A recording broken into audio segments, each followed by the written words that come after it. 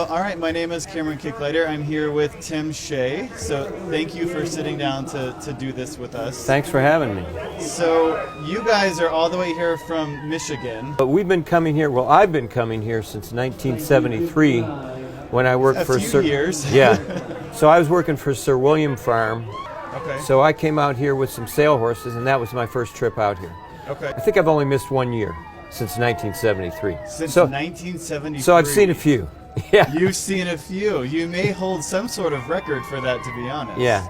Obviously, you guys breed so many great horses, and I imagine coming out here and getting to see them show and win and all that. I mean, what's that like for you? It's always a thrill because, you know, we're not showing ourselves anymore. But it's a blast to come out here and watch all these trainers and owners that we've sold horses to and see them compete. And, you know, they do really well every year. So it's a great break to the winter. You know, we're up there in the cold. Right. It's a great break to the winter. It's great to see the horses, especially in this outdoor ring, you know, out in the sun and see them show. And the whole thing. It's always a positive thing for the industry. Yeah. You guys, over the past however many years, you know, obviously a Firebay V, the all-time greatest sire in many people's minds. You know, crossing that with Noble Express has been a really valuable cross, and then you ended up with Inception, Right. who has been, I mean, just a tremendous stallion already. So tell me about that. I know he's still a younger stallion, so his foals are like finally getting to that age, hitting the show ring. I've never been so confident about a horse's breeding abilities as I am Really? Inception. Yeah, from Yeah. what we've seen so far. And so right now, the first crop of 3-year-olds are getting started right now, so it's very, very exciting. So nationals this year, I'm sure we're going to Yeah, get to see. Right. I think you're going to see several in the futurities, both half Arabs and purebreds. But it's very exciting now. I mean, that horse came along just at the right time. Firebay passed away 5 years ago, and then here comes Inception. Right. Because he's 4th or 5th generation of Linegar breeding. Right. You know, Linegar started off with Eder, and they bred Eder mares to Barbary, and then those mares were bred to a Firebay V, and then those we bred to Noble Express, and then we came up with a fantastic horse like Inception. So it's been a long process. They've been in the business about 32, 33 years. Right. And as most people know, last year he won the Park Division at Tulsa. That was his 4th consecutive national championship, unanimous in every class. And you know, the thing that we've needed in the performance angle, especially in the saddle seat divisions, we've got great necks, good front motion. We needed stronger rear ends. And so that's why we originally bought Noble Express. He was sired by MHR Nobility, who was a 3 times national champion park horse, had a stronger rear end. Noble Express had a stronger rear end, and of course Noble Express was national champion park horse with Joel. Yes. So then here comes Inception. He's got an exceptionally strong rear end, and the thing that's unique is he flexes his hocks so extreme. And what I see in his foals, they have the same thing. Yeah. So it's very exciting, it's very rewarding at this point. I mean, obviously, a tremendous success and so much future success with Inception. And then I know that you recently have acquired Rhythmic, Right. who is a Crabbit-bred horse. And so tell me about that. What's the strategy with that? What was the thought process? Because I know that was very intentional. Right. So I'd love to hear from your perspective. Right. So the problem we have in the saddle seat part of this industry is we're basically using 2 horses, the blood of Huckleberry Bay and Bosque. And of course that's Firebay's pedigree. But if you look at the pedigrees of most of these horses, they have multiple crosses to Bosque. Right. And now we're getting multiple crosses to Huckleberry Bay, mostly through a Firebay, but other Huckleberry Bay sons too. For years I've had people ask me, well, what is anybody going to do about it? And pointedly asking me, what am I going to do about it? Well, you know, being one of the leading breeders in the industry. Yeah. So, I mean, I took that question seriously, and I'd been thinking about it.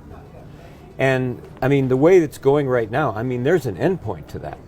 You know, you cannot keep breeding the same Right. 2 horses over and over and over. Right. So when I first got into the business in the late 60s, there were a lot of Crabbit-bred performance horses, a lot of them being shown in park classes.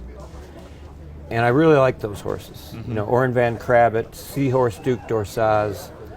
What I liked about the Crabbit horses is they have a little more bone, a little stronger. They trained really well. Mm-hmm. Great movement. Right. And all that blood has kind of been lost, you Right. know. Nobody really went with it and perpetuated it like we have with our Boss Huckleberry bred horses. So I spent several years on the internet looking all over the world. I imagine this was quite the search. It was I mean, it took a while. imagine. It took a while. And you know, what I found was that most of the Crabbit breeding had been perpetuated in Australia. Okay. There's still a certain amount going on in England, but most of those horses went to Australia. So then we found this coming 3-year-old bay stallion, Mark Perfect. He's absolutely beautiful. Has all kinds of type, the longest neck you ever saw. He's a big colt. Front feet and legs are like the best I've seen in years. Outstanding shoulder and withers on him. So Rhythmic is an extremely quiet horse, very, very measured in his thought process, very unusual that way. Right. The other thing that's very unusual about him, so we're riding him, we've got him, he's greenbroke to ride. And the strength off his rear end is, I think he's the strongest 3-year-old I've ever sat on, and I've sat on a lot of horses in my life. I can imagine. So But that's saying something. Yeah, right he's exceptionally strong off his back end. So, like I said before, that was the thing that the saddle seat division really needed. We think we're bringing it in with Inception, and I think we'll bring it in even more with Rhythmic. So what I'm thinking about and what I'm doing right now is I'm going to challenge breeders a little bit. You know, I'm going to lay the challenge out there that you need to diversify. Mm-hmm. You need to take a chance. Right. You know. The industry in some ways depends on it. That's right. That's right. And so I mean, when you look at the great breeders, you know, those people were not locked into countries of origin. They were not locked into certain families. And they were artists, and they didn't want their artistry limited. Right. The other thing is they were scientists, and they understood the science of hybrid vigor. So with Rhythmic, he's got all the classic Crabbit horses, but they're a few generations back. The first 4 generations are horses that have never been used in this country, and it's going to add all of those things. And I think something that really needs to be impressed upon is that this is something, you know, by breeding to him, this is something that is going to permanently shift the industry of breeding and of our horses in a very positive way. And so, yeah. You know, not to make it too big and existential, but it's something that it's going to have a very lasting impact, and I think it's needed. Right. So, I mean, That's right. props to you guys for taking that responsibility onto yourselves and choosing to be accountable for that. But I know that's not an easy decision, Right. and I know it takes a lot of time and resources. So from people who are watching and interested, thank you for that, number one.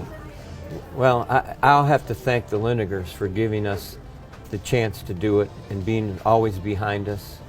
And, you know, they've made everything happen for us. Yeah. You know, they always say yes. They're always open to try new things. You know, they're just real game Arabian horse owners. Yes. And I love what you said about breeding being a science but also an art. I love that. To me, Yeah. it's the fusion of creativity but also, you know, it's science at the end of the day. So I love that. That's right. Thank you so much for doing this. Sure, thank you for the opportunity. It's so interesting to hear your views and you know, kind of what to expect from you guys. So Yep. thank you so much for sitting down with the Times. I appreciate it. Have Thanks. a great rest of your day. Thank You you. too.